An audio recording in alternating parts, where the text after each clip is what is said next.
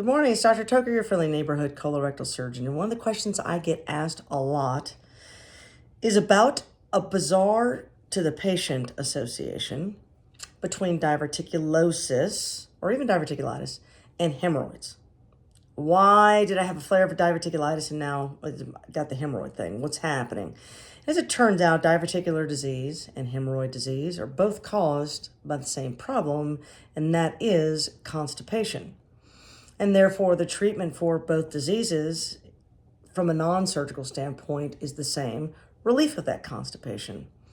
So if you think anatomically about the colon and the rectal area, sort of like your hand, okay? So if I were to grab a pile of sand with my hand and squeeze my hand, sand would come out the ends of my hand, here and here, and then they would come out between my fingers.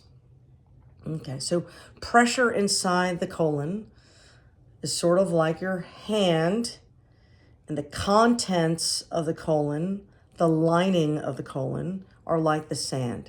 The lining of the colon will want to bulge out this direction and will want to pop out this direction. So patients with chronic pressure in their colon, typically from constipation, will get pressure-induced mucosal prolapse down here and mucosal prolapse in the form of diverticular disease.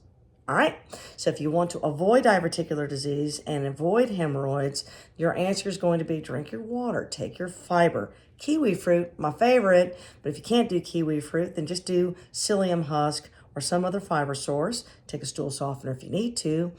Avoid dangling your hiney while sitting on the toilet so you don't get that coming out of your butt.